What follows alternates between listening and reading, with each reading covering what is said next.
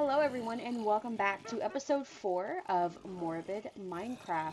Today we will be listening to episode 4 of the Morbid Podcast with Elena and Ash, and they are going to be going over Joel Rifkin and his very heinous crimes against women. So if that is something that you do not want to listen to right now, please click off the stream or click off of this video. I will be more than understanding if that is not something that you are wanting to experience at this time. It is very heavy material, so please take care of your sanity and listen to something else, something less maybe graphic if you're just not feeling it right now. But we are going to go ahead and get started here. I'm Elena. Woo!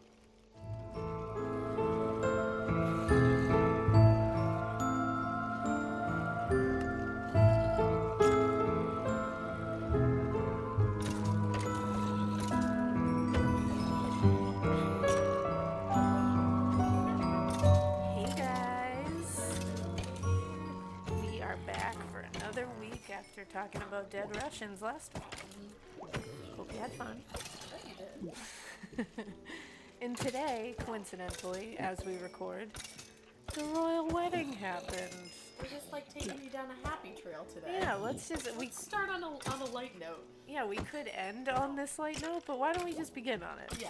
And then we'll slowly plummet downhill. We're gonna bring you up just to crush you back down. That's what we're good at. So the royal wedding was delightful. It was so nice. It was so pretty. I woke up at 6 and I was like, oh my god, the royal wedding's on. And they love each other. Oh my god, they really do, because I watched their vows and I'm not gonna lie to you, I cried a little bit. Mm-hmm. That's not surprising. No, that's not surprising. But I did cry a little bit, and then I was like, don't be a little bitch.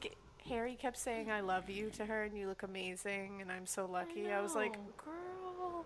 Her veil was all the different, I think you see provinces, is that what it is? Sounds good. Yeah, it was all the little places in England, I don't know. In England. I don't fucking know. It was a bunch of places on her veil. It's like the Soviet Union of Russia. Yeah, exactly like that. Actually, that was outlined on her veil. I'm sure it was. Totally. Gotta represent Russia in there. I don't think there was really any other true crime things that happened this week. Not that I know of. Golden State Killer is still shut in his damn trap. Yeah, fuck that guy. So, we haven't heard anything about the Zodiac yet. We still don't know about that lady in the woods. Hello, friend. Oh, that lady with the lifeless child. Yeah. Seriously, when we have an update on that. I still get goosebumps. I just got them right now. I want to go with it's the Bermuda Triangle and that was a ghost. You mean the Bridgewater Triangle, because we're not It's- in Bermuda. It's the Bermuda Triangle. No, the Bridgewater. Guys, it's been a really long This week. has been the longest fucking week of my life. I swear to you. I Somebody's. cut my hand open at work Oh God. with a tool. You use tools at work, and I do too. I do use tools It at was work. a knife. We Well, both it wasn't use really tools. a knife. It was a razor, but Hey, it sliced my finger right open. Shit. that's almost worse than a knife. Yeah, it actually was. Razors? Yeah. Yeah, It was those like, are sharper. It's a jagged little bitch. Jagged little bitch. It's like Jagged Little Pill, but the really grunge version of Yeah, it. jagged little bitch. Cool. I like it. Thank That's you. another Band good name. band name. Band name, jagged little bitch. Nailed it. Jagged Little Bitch. Band Any name more big call. baddies? I love it. Well, I guess now that we've enthralled you, Yeah, let's not be assholes. So I just ran much. for a long time. we should probably get right into it. Here we go. 1, 2, 3, go. So, June 28th, 1993. My Set the grandmother's scene. birthday. Look at that. And your mother's birthday. That's my mother's birthday. The date of my mother's birth, 1993. Long Island State Troopers Deborah Spargarin. Sorry if I said that wrong, Deborah. Sorry, chica. Use a boss. And Sean Ruin. Sorry if I said that wrong, Sean. I think it's Use a Ruane. boss. I watched a Ruane documentary. sounds better. So Deborah Spargarin and Sean Ruane spotted a 1984 Mazda pickup truck driving around with no license plates at about 3:15 in the morning when nothing good happens. I'm just going to tell you, I'm just going to give you a quick tip. If you're doing spooky, sketchy weird shit, make sure you have 2 license plates. Yeah. Or at least 1 even. You don't want to be like Ed Kemper. Get pulled over for a busted taillight. Have 2 dead bodies in your car. Nothing happens. I mean, also don't have 2 dead bodies in your car. Just don't do that. Number 1. So, not having license plates is a big vehicular no-no, as we all know. So these state troopers attempted to pull him over. The driver didn't exactly accelerate, but he wasn't speeding at all. But he also refused to pull over. He was not complying. But it wasn't a high-speed chase. It was like a low-speed chase. Like he just wouldn't pull over. This lasted for like 20 minutes. He never went over 50 miles an hour. They threw on the sirens. They used the loudspeaker to demand that he pull the truck over. And he still just puttered along like he didn't even notice that they were there. Yep. They called for backup. But as soon as they were calling for backup, the truck missed a turn and slammed into a utility pole. They drew their guns, and the driver literally got out of the car with his hands up and handed over his license with no issues at all. So as they looked over his credentials and got him out of the truck, they started to smell something, foul. Following their noses, they were drawn to something quite large and human-shaped that was wrapped in a tarp and wrapped in rope in the bed of the truck. What do you think it was? Quick little sneak peek in the tarp revealed a badly decomposing body of a woman. Shit. No good. No good. So they went over to the police car and like tap, tap, tap. Hey, what's the dead lady in your so truck what's about? up with that dead lady in the tarp back there? And 34-year-old unemployed landscaper Joel Rifkin revealed that it was a sex worker named Tiffany Bresciani, and in his words, he said, "I killed her. She was a prostitute." Wow.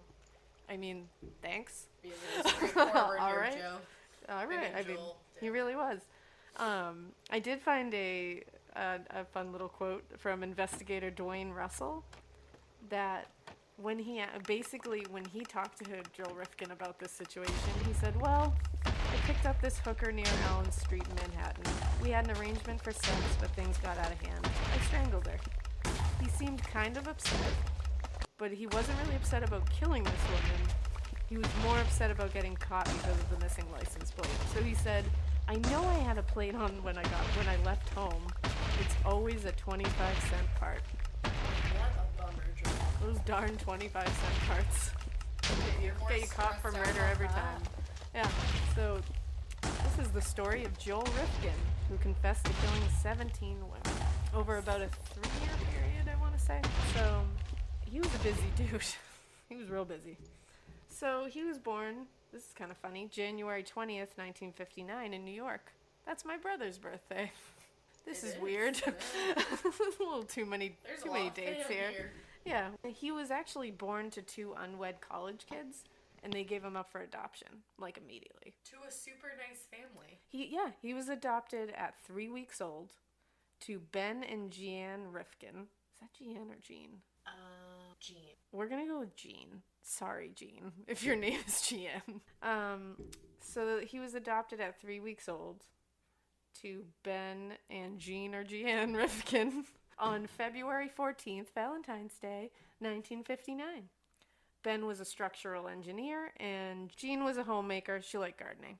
This family also adopted a daughter named Jan a couple of years later. So apparently things were going pretty well with Joel at the time. Right. Joel, Jan, Jean. Yeah. They moved to East Meadow, Long Island in 1965. And when I looked that place up, it seems like it's kind of like middle upper class, like nice place to raise a family, all that good stuff. He seemingly had a loving and normal home life where he was taken care of properly and not abused in any way. Like whatsoever. He even attests to that his home life growing up was really good. Yeah, he's not like these other ones that will like try to create a bad home life to make it like validate themselves for being a shitbag. I think he's literally like, yeah, I don't know why I did this. Like, He's I have no literally reason. like confused about it. Yeah, so he was very different from like say Edmund Kemper, Right. who had, you know, Nightmare. he just exactly he just started out real bad. Yeah. So the only real bummer with Joel, well, not the only real bummer, the first real bummer with Joel, is that he was bullied pretty badly in school. You know what? Who wasn't? Yeah. I mean, there were plenty of people who weren't. Well, yeah, but, I wasn't bullied in school. Yeah. But not everybody, but... a lot of people get bullied and don't turn to serial murders. Yeah, like... You were bullied a bit. I was sent to an abandoned house when they said it was a cool party. Let's just say, fuck those girls, real quick. Yeah. You know who you are, girl. I hope you're listening. She's totally not. She doesn't have the device. She's still way too cool for podcasts. Yeah, fuck her. Yeah, fuck her. Talking about it. There we go. I do like to skip the ads because they're really annoying for me to listen to, and I feel like you guys shouldn't have to listen to them either. So, yeah, fun times. Very Or different. did you? Or I grew up to become an autopsy technician. So that could explain some shit. So I just went the more professional route. But either way, being bullied is not an excuse. You know what? Being bullied is an excuse to show everybody that they were wrong. Precisely. Hell yeah. This is a PSA. A morbid if PSA. you're being bullied right now, just stick it to the man. Yeah. In the right way. And you know what? When you get older, it's cool to be weird. I was Everyone's gonna trying say, to be weird. everybody's trying to fit in when they're in school, and the weird ones are always the ones that are picked on. But then later, everyone wants to be weird, and they're all trying to be like you when you're honest, just innately I weird. literally bought aviator glasses, which are not even cool, but they're cool as hell now. Here I am. So see, everyone wants to be nerdy and weird now. We win in the end, guys. Weirdos win in the end. Taking my fashion tips from y'all. That's right. So, mainly what they targeted Joel about was his posture, which it's Really? like, come on, guys. I guess he was very slumped over all the time because I think he was kind of like, He was you tired. know, he's just kind of a bummer. He walked really slowly at a very slow gait. So they gave him nicknames like the Turtle. Like, Which it's that's like- clever. Super clever, guys. You're Also, doing really it's not good. even super offensive. Turtles are pretty cute. No, to I mean, as a gauge. kid, that sucks. You don't want to be called the Turtle. That's true. But now it's like, come on. So he also was dyslexic, but he had an IQ of 128, which is pretty high. It's telling you, actually mine's in. 12. It's exactly. It's really high Just kidding. compared to 12. That's huge. It's real high. Accolades, buddy. It's actually in the 96th percentile, and he actually only misses the Mensa qualification by 2 points. What's Mensa? Mensa is literally a society of people with high IQs. No wonder I don't know about it. I was just gonna say the fact that you had to say what's Mensa. She likes to shit on me. I'm being bullied. You're shoveling the material at me. I'm digging myself a hole.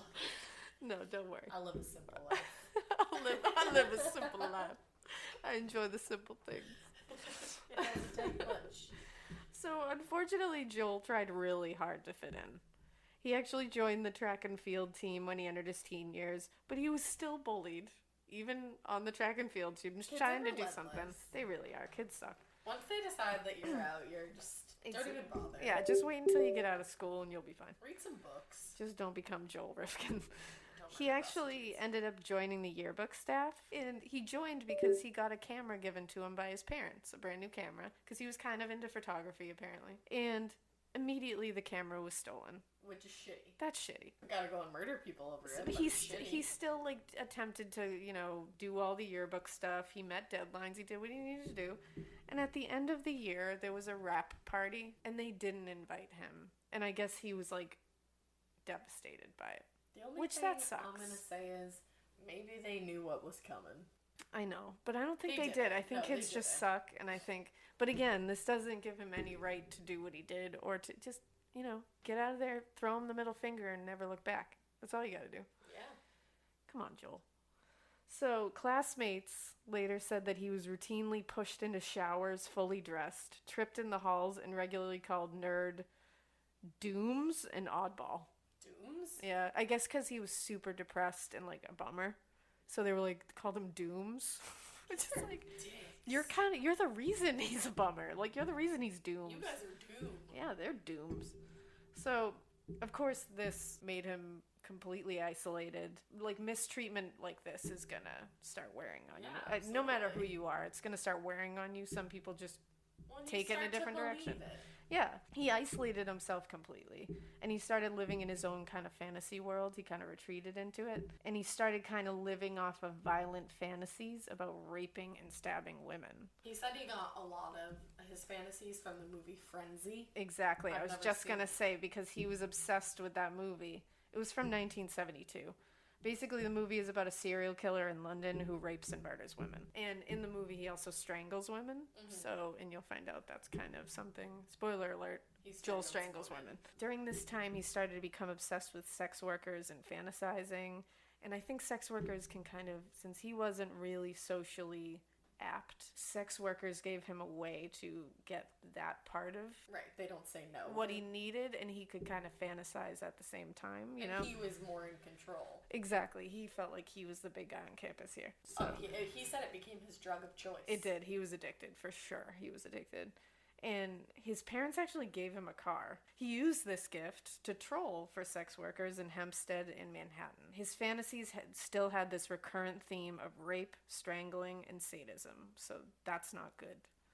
Like, especially when you start fantasizing about that stuff, eventually fantasizing isn't going to be enough, as we've seen with so many of these people. You're going to see, I mean, the more we do these different people, guys who do this, we're going to see this as a theme, that it just doesn't satisfy them enough. It's like a drug. It's so wild. Eventually you need more and more to satiate. In 1977, he enrolled in Nassau Community College. He was super, super smart.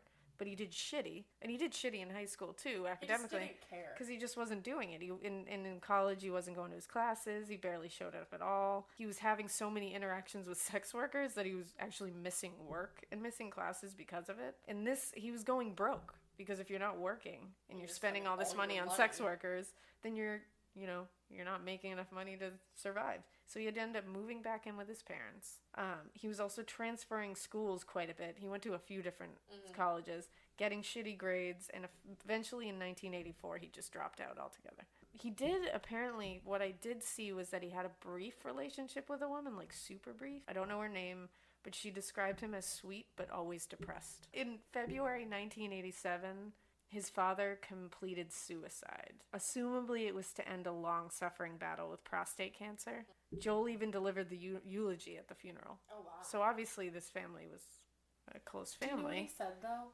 I was watching this documentary today, and him and his dad argued a lot because his dad was I think his dad was like an engineer. He was a structural engineer. Right, so obviously very smart. Mm-hmm. And he wanted to impress his dad, so he took a biology class, just a random biology class. And he was telling his dad, like, I'm going to do well, but like based on past like occurrences. Performances, yeah. His dad was like, yeah, right. And Joel thinks, so the dad like committed suicide basically to end his thing with cancer, his battle. And Joel thought that he did it on purpose to correlate with like when Joel was supposed to get his midterm grade. Oh, that's really sad. But he got a good grade in the class. Oh, that's really sad. And he said that he just thinks that his dad is going to always think of him as a disappointment, which is so doomsy. Yeah, and you know what? As sad as we feel about him right now, just wait, because this guy's a real fucking asshole. Yeah. I just wanted to share that quick sad story. That's really sad. But, I mean, his mother also became super withdrawn and depressed after the father's death, so totally that's tough. That same year, Joel was arrested in Hempstead, Long Island, for the first time for solicitation. He kept it from his mother because it seems like he kind of cared about what his mother thought. Again, they got along. Everything was normal. It was around this time that he became obsessed with, like, serial killers who killed sex workers, including Gary Ridgway, the Green River Killer, and Arthur Shawcross, who's a real piece of work. We'll get to him later. Boy. He was also super into Ted Bundy, who didn't kill sex workers, but I don't know. I guess he's probably on everybody's list if you're into serial killers. And the Son of Sam. Yeah, they found newspaper clippings. Yeah, that makes sense. It was in March of 1989 that he finally followed through on these fantasies and killed his first victim. Unfortunately, his first victim went unidentified for a long time, and there is a good reason for that.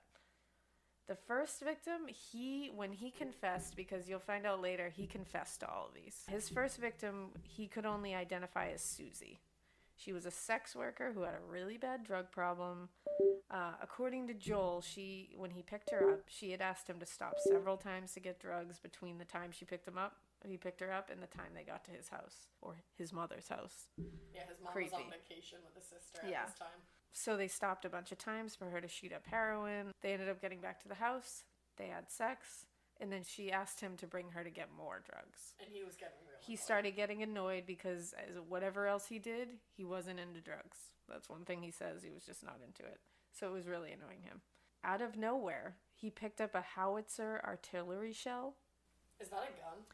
It's basically a cannon. So the shell is what comes out of it. And it's it's like 2 feet. This thing. It's a big... Shit. It's a big thing. Who just has that lying around? He just barely had one lying around. Normal. Awful. So that's pretty intense. He picked up this howitzer artillery shell and he severely beat her with it. And she lived through that. She lived through that, fought super hard, even ended up biting his hand in the process. And he still has the scar, he said. Yeah. So good. You go, girl. Yeah. Unfortunately, he ended up getting the upper hand and he strangled her to death. Once he was done with that, he stuffed her body in a trash bag and took a nap. For 4 to 6 hours, he says. Yeah, so basically not even a nap. He went to sleep. He literally went to bed. He went through a REM cycle. Once he woke up from his nap, he dismembered her with an X-Acto knife. A teeny tiny little craft knife. I do autopsies for a living. I have no idea how he did that, and it would take so long. In fact, here's him talking about it right now. I just got fed up and I started hitting her. Basically, beat her till my arms got tired. And then we wrestled on the floor and I ended up strangling her. Cut her up with a hobby knife. Basically, I cut everything to the joint and then would pop the joints out. Did the legs the same way and proceeded to take her head off. So now I had 6 pieces that I wrapped up and casually loaded into the trunk of the car throughout the day. Yeah, so he makes that sound pretty easy, which is even creepier. Please don't try this. He's kind of, you'll see in these little clips, he kind of reminds me of an Ed Kemper or BTK when he talks, because he's very chill. Very matter-of-fact about it. And he's very aware that it's messed up. And it's these are the people that are kind of fascinating when they're a little self-aware later. He describes himself as a monster at one point. So and which he is.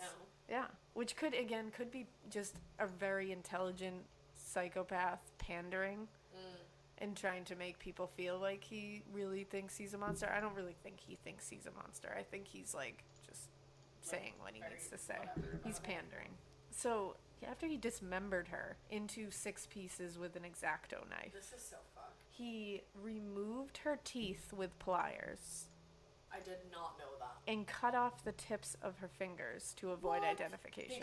This is pretty interesting because the way he kind of describes this and the way that it comes out is he just got angry and he just out of nowhere beat her with this howitzer shell and all that. But it's that's really next level shit to think to take her teeth out and to take her hands out.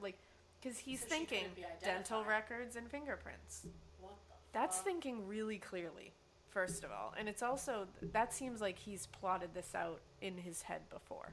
He knew what he would do if he did this. If he were to kill someone. So I don't want to hear him say, I don't know, it just happened. Yeah. No, I think you were planning this, you just didn't know when it would happen, but you knew what you would do when you did do it. He actually stuffed her head into a paint can, and the rest of her went into different trash bags, which in the clip you hear him say he brought them out real casually, one by one, throughout the day to his car. He ended up dumping the pieces in various locations around the city. The head and the arms went in the woods near Hopewell, New Jersey, and the torso and legs went off a bridge in Manhattan. Someone ended up finding her head, which... I hope to God that I never find anybody's anything. From what I've heard, it was a golfer who found her head. That would be the end of that. That's why I don't move. That's why I stay inside. That's why I'm sedentary. So she went unidentified until 2013.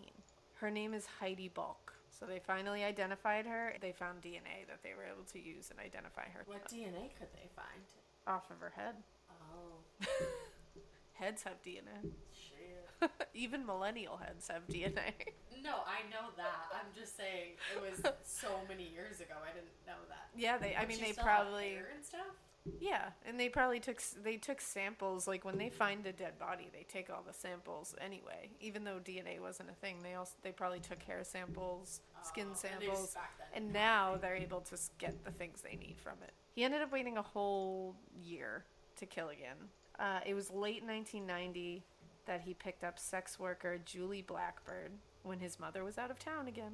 He had the house to himself, which seems to be when he does his most gruesome stuff. He had sex with her, and then out of nowhere he took a table leg and slammed her in the head with it. And a table leg. You know what he also said? He said after the first one he vowed that he wasn't going to do it again. Yeah. And then do you know what he said after in the interview? He was like, and then Julie happened, and you know why? I had a bad day. Yeah, had a bad day. Valid reason, right? You know, I have beat someone with a table I have leg. bad days every now and then too, Joel, and I don't beat people with tables. He ends up, after he beat her with a table leg, he ended up strangling her and killing her. This is an interesting one because when he looked at her after he had killed her, he considered necrophilia for a moment. And because then he realized he was above it. Well, he said he was super into Ted Bundy, and Ted Bundy was all about it. And so he thought about doing it because he wanted to copy him, which is like such a weird. He wanted like to what? pay tribute to Ted yeah, Bundy. like why? But like Ash said, he was like, you know what? I had a line, and in fact, here's another clip of him just quickly telling you why he didn't do it. The thought occurred to me because I had heard of it, and then I shook off the thought and said, no. Now I'm making this dividing line in my head. All right, I just killed somebody, but no, I won't go I won't do this next thing. I won't, which is, I don't know, it's odd, but the whole thing is odd. So, yeah, that's fun that he had, everyone's got standards. There's a boundary. Everyone's got standards. So, he ended up dismembering her because, again, he had the time because his mother was not home. Whenever she's not there and he has the time to bring these people back to his home, it's when he takes his time and really makes sure that he dismembers and places things in places that people shouldn't be able to find them. He actually put her parts into cement, which is like weird. This is very odd because he doesn't do this again, so that's weird. He must have just had the actual he must have. Well, he said he actually went to the store and got cement, so he just decided to try this, I think, which it actually worked. So he dumped her head and torso in the East River, and the rest of her in Brooklyn. She was never found, and the only reason that we know about her at all is from his confession. He was the one who said that I did this, and this is how I did it. They did find her diary in his possession. In 1991, he started a landscaping business, because he also went to horticulture school for a brief time, and he actually did well there. Wow. So apparently horticulture was his thing. And it's funny that he started a landscaping business because it kind of reminds me of Bruce MacArthur in Toronto, who was recently captured, who was the killer of the missing men of Toronto. Because Bruce MacArthur was also a landscaper, and he used his landscaping business to hide these bodies. So it's funny that what an odd profession to be a similarity, yeah. Well, this did allow him to get a storage space to hold his tools and equipment, and he started using it to hide bodies because he was living with his mama. The next victim was Barbara Jacobs, who was, shocker, a sex worker. She had been arrested for prostitution and auto theft before. He picked her up, he took her back to his mother's house, he had sex with her, and he beat her with the same table leg that he beat Julie Blackbird with. In the end, he strangled her too. That's how he. Yeah, I feel like I should just say, from now until the end, he strangles everybody. He doesn't dismember her though. He wraps her in plastic, puts her in a cardboard box, and then. I didn't even touch that. Ashley just almost knocked over the entire computer. I just flew into oblivion. Thank you for being worried about me. I don't even know how that happened. This recliner is haunted. Oh, that was a lot. I experienced that. So he wraps her in plastic and puts her in a cardboard box. He dumps that cardboard box in the Hudson River, which clearly that's going to float. Like, that was not smart. He did nothing to hide that at all. So it was super easy to find, and she was found really quickly. There was no connection to him at the time. Mm-hmm. The only reason this was connected to him was through his confessions later. So again, he connected himself to these things. The next victim was September 1991, when her name was Mary Ellen DeLuca. She was 22 years old. She was a sex worker, and she was a drug addict. At the time, she had left a group of friends saying she was going to get drugs, and she ended up meeting and being picked up by Rifkin. After picking up some drugs around town, they got a hotel room together, and they ended up sleeping together, but he said that she wasn't into it at all, and she just wanted to get through it, because I think she wanted drugs, basically. I think the only reason it was kind of the promise of drugs that she was going along with this. He claims that he asked her, "Do you want to die?" And she said yes. Oh. But again, this is Casual him telling the story. Conveniently, she's not around to tell the other side of the story. So I think he's trying to take away accountability here. He seems like this is kind of his MO, is to take all the responsibility off himself and just be like, I don't know why, it was a monster who did it, it's not me. They all say that. Exactly. So I don't think he asked her that. And if he did, like, fuck him, man. So he ended up strangling her. And he disposed of her at a rest stop, which is weird because up to this point he's been using water. So it's kind of weird that he just got lazy. Yeah, apparently he did. This happened in September. She wasn't found until October. So she was out there for a month. It was really difficult to determine at that point anything substantial, like how she died, especially because she was strangled, which can be hard to see post-mortem anyways. This is another one that wouldn't be connected to him until he confessed to it. Kind of crazy. Within the same month, which points to escalation in my mind, he murdered another woman named Yoon Lee. Now, she was Korean, she was a sex worker, but she was also married. Oh. Yeah. He actually knew her. What? They had interactions before. Like, he had picked her up before. As a sex worker. So she knew him, and he knew her. He picked her up, he strangled her to death, and he said it actually kind of bothered him because of the familiarity. He said that one bothered him. She was a person. Because he, all of a sudden, weren't. And he dumped her body in the East River, and she wasn't found until September 23rd, 1991. So it's weird that he picked someone he knew. He just couldn't. You know, in a lot of these cases, like the Green River Killer, Arthur Shawcross, anybody who targets sex workers and people that are kind of a marginalized population of people, right, they're kind of seen as, a lot of times they're referred to as less dead.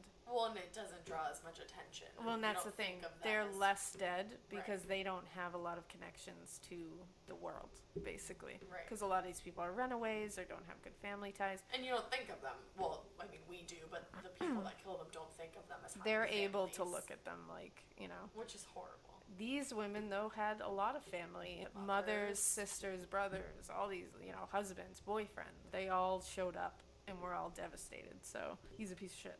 So, yet another victim went unidentified, and is still unidentified. Rifkin can't remember her name, he said, which makes me really angry. This is the first time that he actually strangled a woman during the act of fellatio, which is a very weird, like, he's really taking a walk on the wild side doing that. Yeah. Because you're in a very compromising position. Like, that's very odd. Wow. He wrapped her up in a tarp, and this time he put her in a 55-gallon oil drum that he dumped into the East River. While he was doing this, someone saw him. Whoa. And he ended up convincing this person that he was just out there collecting junk. Like, he wasn't dumping anything, he was just collecting stuff. In the documentary, they said it was the cops.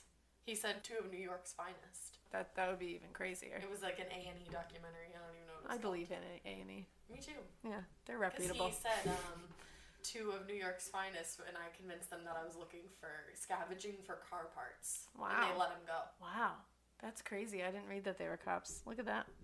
Crazy. So, so going back to the idea of, targeting people that are quote-unquote less dead, Robert Ressler, who is a former FBI criminologist who's kind of well-known, about this case, he said, there's a blend of hatred and sexual desire in men who prey on, he says, prostitutes, sex workers. It's misdirected anger. The killer doesn't appreciate the victim as a human being at all. So, like we were saying, they're seen as subhuman by these people. Like, they don't look at them as humans, they look at them as things that they can use and then discard of, and no one's gonna miss them. So he went right back at it in December 1991. Next victim was Lorraine Orvieto. She was 28 years old. She actually came from a pretty, wealthy family and was, popular in high school. She was a cheerleader. Unfortunately, she developed a cocaine addiction and a mental illness. So she was working the streets as a sex worker to pay for her addiction, which tends to be a story that, strings through a lot of these. He picked her up, and again, he strangled her mid-fellatio. So this is his new thing all of a sudden. I tried looking stuff up, but I got kind of creeped out looking it up about why somebody would do this, or other serial killers who have done this, because I feel like I might have read something about this before. So was he strangling her, to kill her at that point? Yes. I didn't know if he was just strangling her during that, and then that ended, and started actually. Oh, no, he, killed her midway through. That's bizarre. Yeah. It's just weird that this is a sudden thing that he's doing. Again, he put her in a 55-gallon oil drum, which is apparently his new thing now. He seems to be very all over the place. He's just trying out. He has the same MO of strangling and sex workers as targets, but he's really experimenting with things. He put her in the 55-gallon drum and he dumped her into Coney Island Creek. She was found July 1992, whole year later. Whoa. So water. Yeah. So that was a rough one. So the next one was Mary Ann Holloman. He strangled her the same way that he did the last two, mid-fellatio. What the fuck? She was again placed in an oil drum, and he placed her into Coney Island Creek as well, which is funny because for a little while people were thinking, there's another pretty famous case, the Long Island serial killer, the Go-Go Beach murders. That's an interesting one that I'm sure we'll get to at some point. We should for sure. There was some people who later, when he was caught, were like, oh, wait a second, maybe he's that guy. Right. It doesn't turn out that it makes any sense because some of the things even happened after he was caught. And he said he wasn't, which at this point, he was very open about what he did. He probably would have said it. And one of his things was he said, no, I'm not that guy. That guy's super sloppy because he's putting his bodies in too small of an area. But this guy just dumped two bodies in the same area. Bitch, you're sloppy right next too. to each other. It's you're sloppy as fuck too. Just interesting that he said that. So he actually went back to college in 1992 after his business was failing. He was getting himself in debt. He was kind of on the downward spiral in all aspects. He was hitting the dooms. He was hitting the dooms real hard. And again, he started skipping all his classes, not showing up. And around this time, probably because he was in so much debt and he was trying to work out of it, he kind of stopped seeing sex workers for a little bit and instead got really into watching VHS porn. So he should have just started with that and you ended should with that. just go with that, man. If that's what you want to do, Yeah. be my guest. Just watch don't it. Kill people. Exactly. Unfortunately, that didn't last because his next victim was Iris Sanchez, who was 25 years old. She was a sex worker and a crack addict. Rifkin picked her up, he strangled her, and ended up dumping her body next to JFK Airport, where he stuffed her under an old mattress, right next to the airport. She wasn't found until he actually confessed later. He had to draw police a map to get to the spot. But for years, she was sitting under a mattress next to JFK Airport. Never would have found her, probably. But how? She was sitting next to a goddamn airport. She was sitting right in the, that wasn't hidden at all. That's insane. It's bananas to me that they didn't find her. How did nobody see that? Exactly. Especially at an airport, there's people in and out of there at Hundreds, all times. thousands of people every day. It's insane. But everyone's so focused on getting on the plane. Yeah. He just put her under a mattress. That's crazy. I mean, this guy got so, I don't want to say lucky, but he got lucky with what he got away with. Well, that was lazy. Yeah, that was lazy. The next victim was Anna Lopez, who was 33 years old, a sex worker. she had a cocaine addiction, and she was strangled as well, of course, and she was dumped along the highway. She ended up being found by a passing motorist, and it ended up that he had stolen one of her earrings. Like, she was found missing an earring. He stole some jewelry from a few people. Yeah, and again, we'll get into, he stole a lot of stuff from people, but this was a noticeable thing, I guess, because she had specific earrings. The next victim was Violet O'Neill. He ended up bringing her back to his house. Now, these other ones, I think, were a little different because he wasn't bringing them back to the house. Must have been murdered in the car. Exactly. So he brought Violet O'Neill back to his house. He strangled her after having sex with her, and he dismembered her body. Because, again, he's got time. He's got a place to do it now. So he's going right back to his roots. He threw her pieces of her body into a river in Manhattan, and parts of her were found in the Hudson River. The next victim was another victim that he knew. He had been with this victim before, too. Her name was Mary Catherine Williams. She had arrived in New York to pursue an acting dream, and she fell into sex work because she developed an addiction to drugs. He smothered her to death after attempting to strangle her. Because she fought hard. She fought real hard, and he couldn't strangle her. She was not going to let him strangle her, and he ended up smothering her because that's easier to do. He dumped her body in Yorktown, and she was unidentified until after he confessed and gave her name. The next victim was Jenny Soto, and that was in November 1992, and she was 23 years old. She had a drug problem. She was another one that really put up a fight. She ended up breaking all 10 of her fingernails, clawing him up. He was clawed up, so she really went at him. Unfortunately, he got the upper hand, he strangled her, and he tossed her body into the East River. She was found the next day. She was identified immediately from fingerprints. Oh, wow. And originally, actually, her boyfriend, because she had a boyfriend at the time, was suspected. Oh, poor guy. But Rifkin ended up taking responsibility later. So this poor guy, everyone thought he killed her. That must have sucked. They ended up finding her personal possessions, personal items in his possession too, which ties him to it. February 1993, he murdered Leah Evans, who was 95 pounds and 4'11". Oh my god. Yeah. She was a single mother. She had a drug addiction. She became a sex worker to make ends meet and to feed her addiction, unfortunately. He picked her up on February 27th. He drove her to an abandoned parking lot. For $40, they had sex. He strangled her, and then he took her body to the woods and buried her in a shallow grave, which he has never done. Huh. That's a weird one. Like, that is weird. It's very odd that he gave her a grave, like an actual, what we all think of when we think of grave. Do you think maybe because she had kids, he felt something?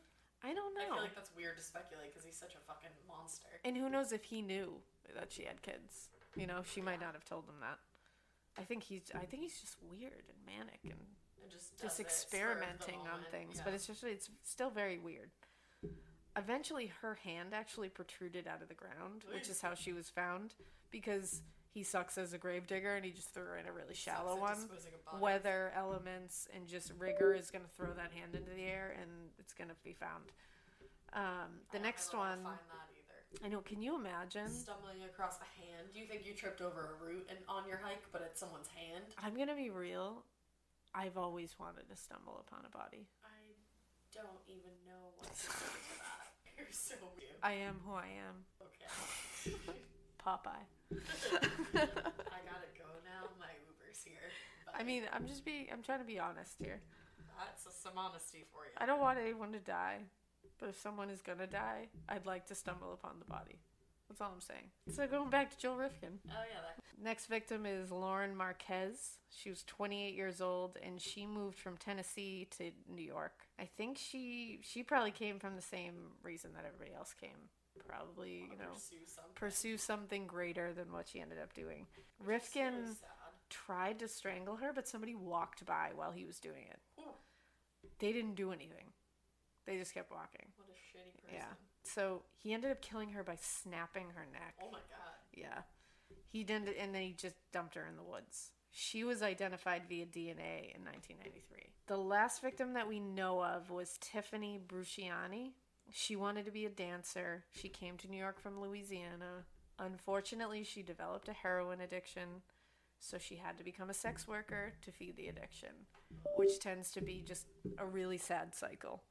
That you know, it's the only thing that you can think of to get the quickest money and the most money, just to feed your addiction. But it's so dangerous.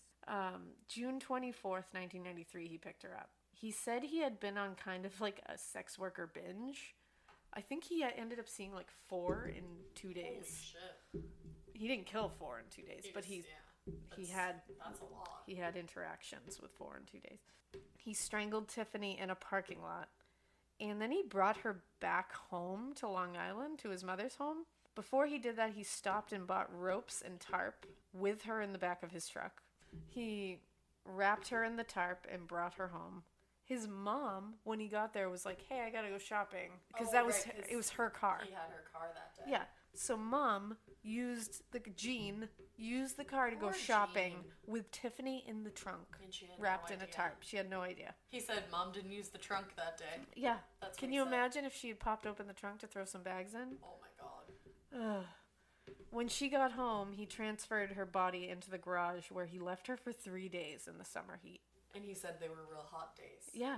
It was, I mean, June in New York is hot. It can get hot.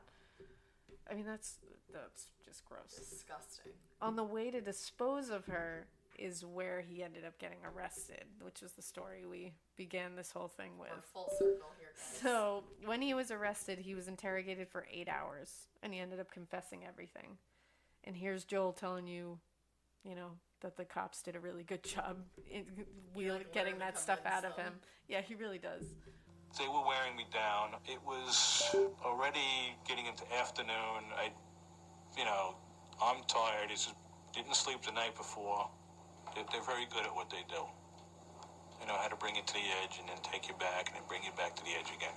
And then they decided to play a numbers game with me. I came out with more than one less than 20. So one of the investigators asked him, $20 for sex in the back seat of his mother's 1986 Toyota Camry. Then you ended up strangling her. Why? Like, why did you? What went why? wrong? And this was senior investigator C. Thomas Capers who asked this, and Rifkin just said, "I don't know." So he literally was like, "I have no idea why I did this. I can't give you anything." Crazy to me. Now he gave as many names as he could remember. Obviously, he could remember a couple. He drew maps to bodies.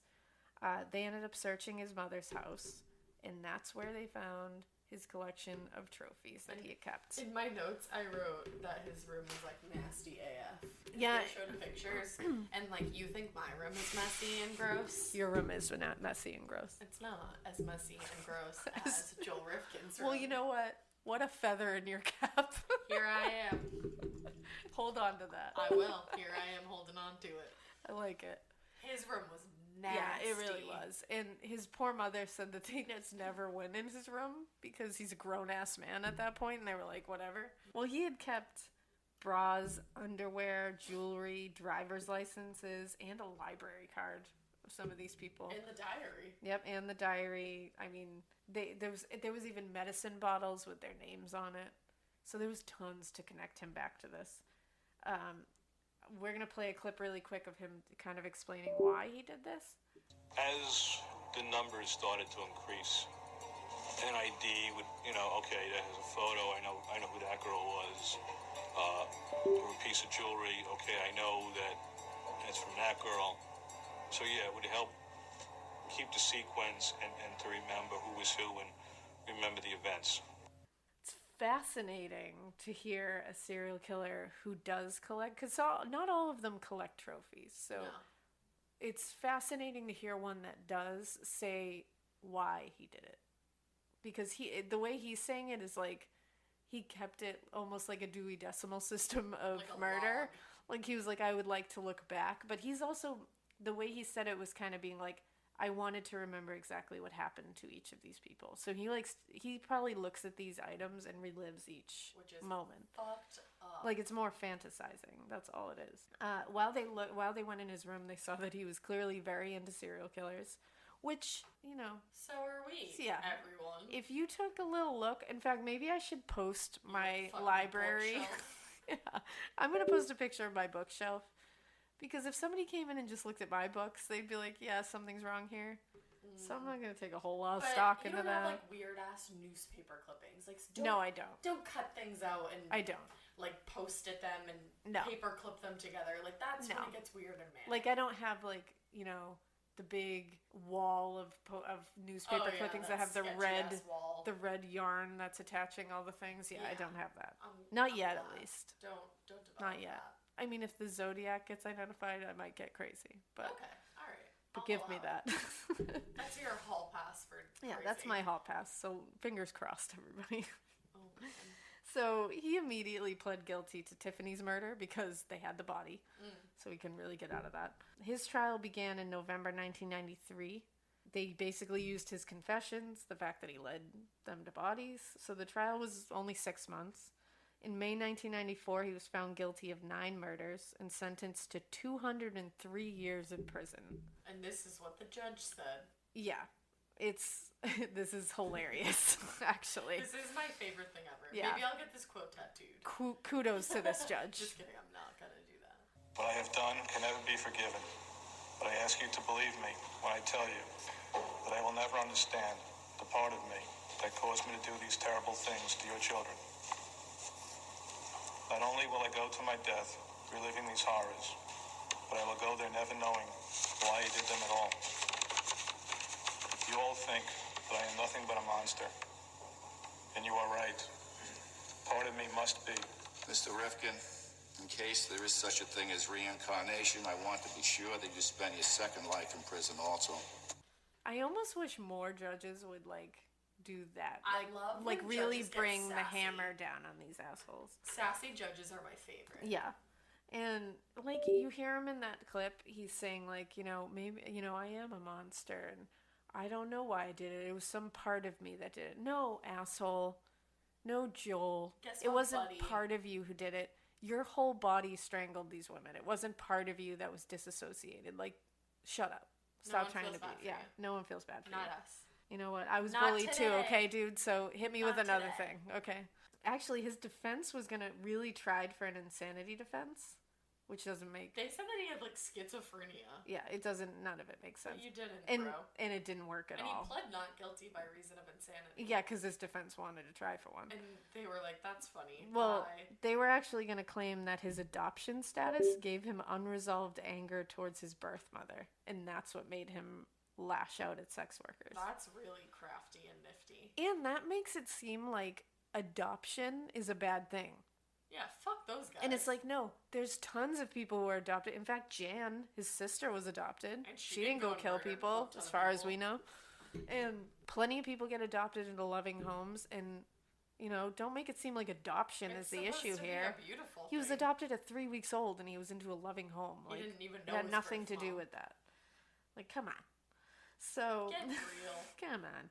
So he was put away from the general population in prison, which was probably for his benefit. So he's in a cell for like 23 hours a day.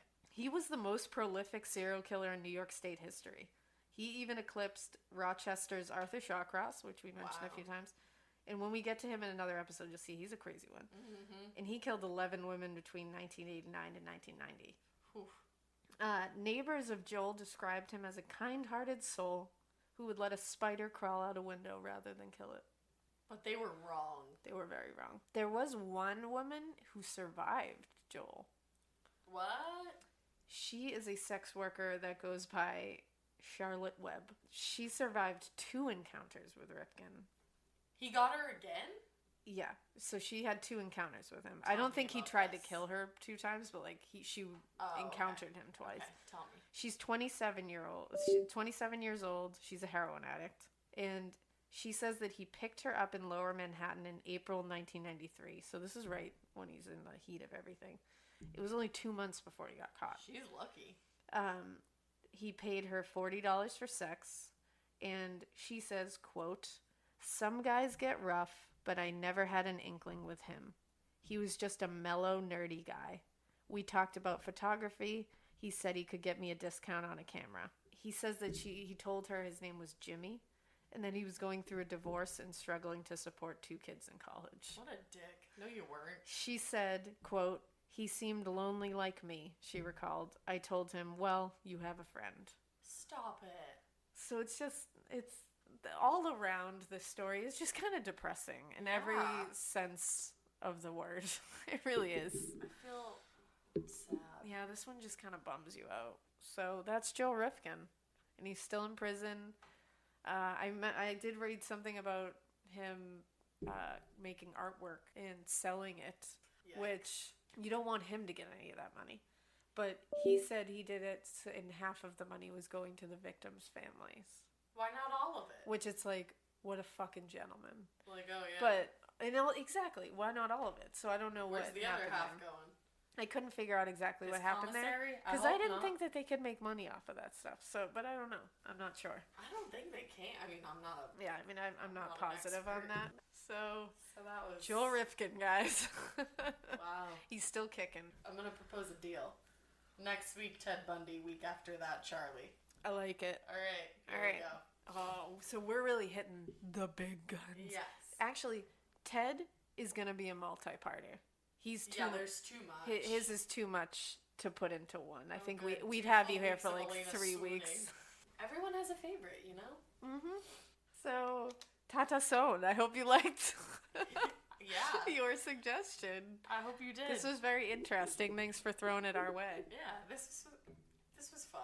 Yeah, it's fun to do suggestions. Remember, just throw them our way. We'll try to get them done when we hear them. So DM us. Like the Facebook. Get us on Facebook. All that good stuff. And subscribe to the podcast. Please. And rate us. Rate and review. 5 stars. Rate and review.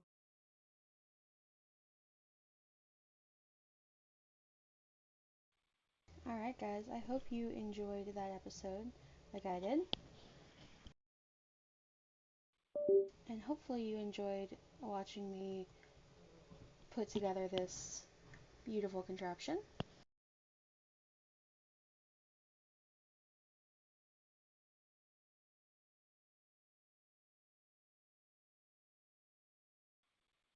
I am super excited to now have this because this is, first off, endless food source. I will be taking this out. And also feathers for trades. So, very excited to have this going on. I will catch you guys next time. Bye!